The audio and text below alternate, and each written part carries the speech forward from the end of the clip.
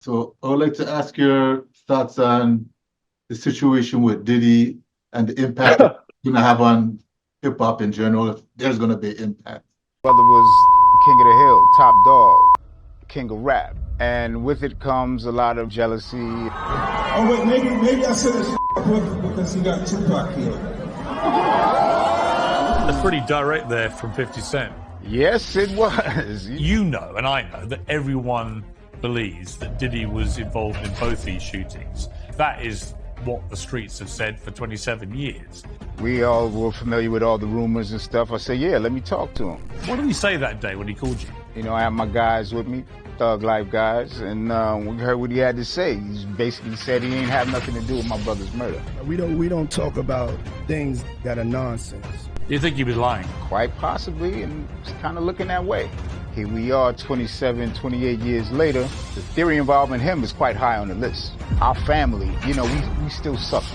He was all wrapped up, but he was still shaking the bed. He really wanted to tell me something. I'm assuming it was something that had to do with the hit.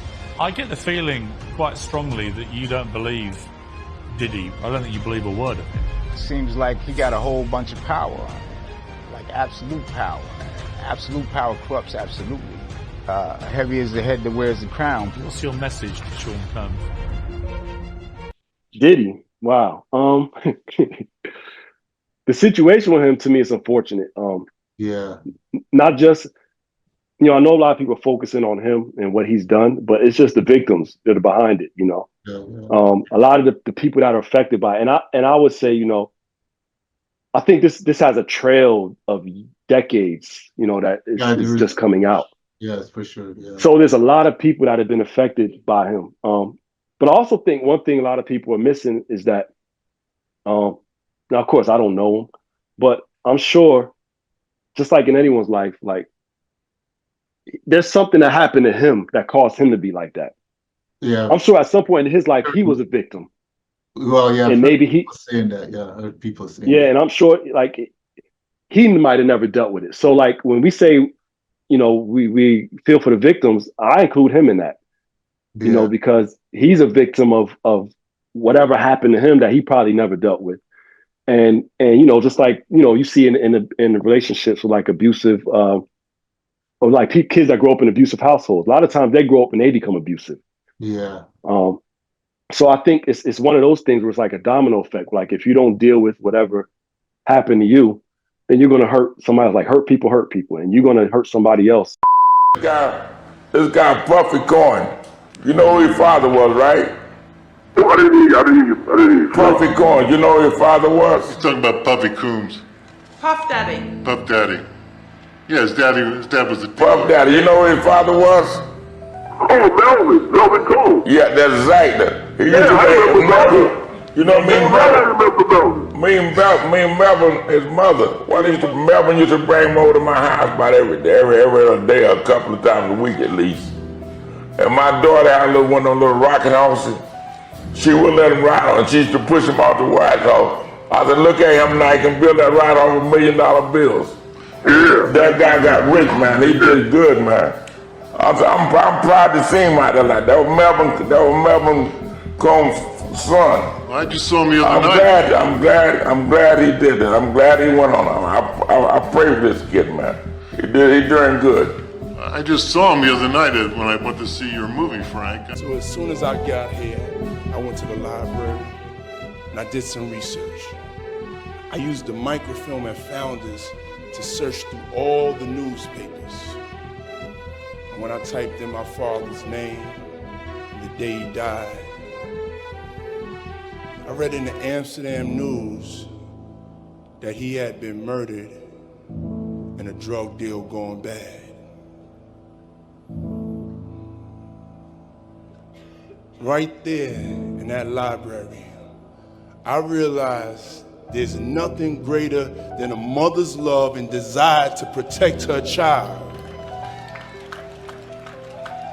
Nothing. I also decided that I would live my life in a way to make her proud. I decided to embrace the entrepreneurial spirit of my father, but in an honest way. God bless you, Melvin Combs. I could feel you right next to me. But in an honest way, in a legal way, by earning, scraping, working harder, believing in myself, and most importantly, making the most of the blessings that God blessed me with. Do you think Diddy would chase some people down with him if he get arrested? Oh, my man. Come on. His daddy was a rat. Hold on, let me just, I know this ain't got nothing to do with, but I'm going to tell his story. It was this gangster, right? He said, when you go there, kill the father and kill his son. And the guy said, his son is only a baby, 4 years old. He said, his father was a rat, and he gonna grow up to be a rat too. It ain't no way that he gonna go down, you understand, and not take nobody with him. You gotta realize that, he didn't get all this from his daddy, because he didn't know his daddy, even though they try to say his daddy was some big time drug dealer in the whole 9 yards. You understand? He didn't get this from his daddy. You gotta realize, man, his mother had a modeling agency, and it was alleged that it was also ladies of the night, a prostitution ring too, or these ladies was doing things other than modeling. So the apple don't fall far from the tree. Yeah. So now you got to understand this, and looking at her and some of the stuff that he was saying, and their relationship has changed since I knew them, since I was around them. You understand? This man was talking about that his mother could take her palms and bend over and put them down on the floor. Not bend over, but she could stand straight up and put her palms on the floor, bruh. He's saying that about his mother. Who describes any of their mother action like that in a sexual way? And then, I don't know how many dudes do kiss their mother in their mouth when they 50, 60 years old or something like that. That's them, that's their whole thing, man. But that was a little kind of weird for me. Yeah, and the impact it has on hip hop, I'm not really sure if it's gonna, I know there's a lot of talk about that. Yeah. But I'm not really sure if it's really gonna have so much of a strong impact on whether it affects hip hop in a certain way, because there are a lot of people connected with hip hop that didn't. I mean, of course, there's some of the big names that were connected with him, but there are a lot of people that they had. I mean, they knew who he was. They may have been to a party that people say, "Yeah, I've been to a party, but I left. Yeah. Like, I don't know anything about that other stuff that happened." Yeah. I think a lot of people in hip hop that really are disconnected from that, like, and especially the younger generation. A lot of the younger generation, like when I say younger, I mean like teenagers, younger.